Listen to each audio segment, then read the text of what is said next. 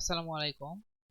আমরা এই ভিডিওতে দেখব কিভাবে HTML এন্ড CSS একই সাথে ব্যবহার করা যায়। দেখতে পাচ্ছেন আমি এক সাইডে browser and VS code open করে রাখছি, কোড এডিটর। তো চলুন চলে যাই। আমি আমার কোডে এডিটরে আসলাম।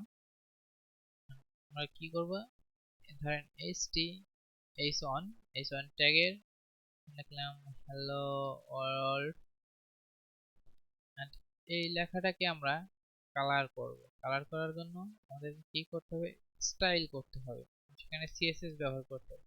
সিএসএস মূলত কিভাবে ব্যবহার করা যায়, inline, external, internal and inline, তিনটি ভাবে ব্যবহৃত করা যায়। আমরা মূলত এখন এখানে এক্সটার্নাল হিসেবে ব্যবহার করব। আমরা এখানে একটা ক্লাস নেম দেবো। থাক, আমরা সরাসরি এইচ ওয়ানকে কে সিলেক্ট করব এন্ড এখানে আমরা লিখবো একটা কালার দেব। টেক্সটের কালার যদি দিই আমরা রেড, তাহলে কালারটা রেড হয়ে গেল। এন্ড আমরা চাচ্ছি লেখাটা আরো একটু বড় করব, তাহলে ফন্ট সাইজ 50 পিক্সেল। তাহলে দেখুন লেখাটা কত বড় হয়ে গেল। আমরা চাচ্ছি লেখাটা মাঝখানে নেব, টেক্সট লাইন সেন্টার দেই, তাহলে দেখেন লেখাটা মাঝখানে চলে গেল। যদি আমরা লেখার নিচে দাগ দিতে চাই তাহলে টেক্সট ডেকোরেশন আন্ডারলাইন, দেখেন লেখার নিচে একটা দাগ আসলো। তো এভাবেই HTML and CSS ব্যবহার করা হয়। এখন প্রবলেম হচ্ছে যদি আমাদের h1 আরেকটা হয় তাহলে কি হবে।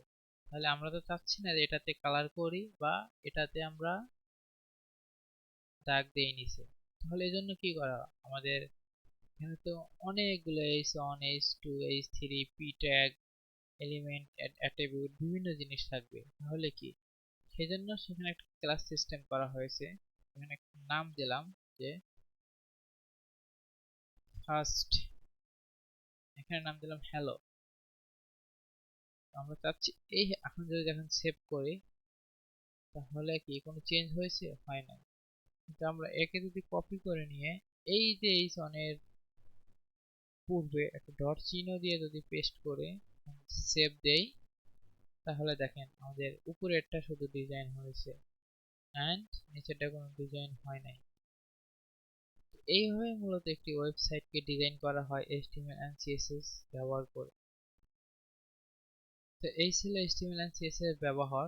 আমরা পরবর্তীতে যখন প্রজেক্ট করব তখন আমরা এটা স্টেপ বাই স্টেপ ব্যবহার করতে করতে সম্পূর্ণ শিখে যাব। তো যদি ভিডিওটি ভালো লাগে অবশ্যই চ্যানেলটি সাবস্ক্রাইব করবেন এন্ড পাশে থাকা বেল আইকনটি প্রেস করবেন। ধন্যবাদ।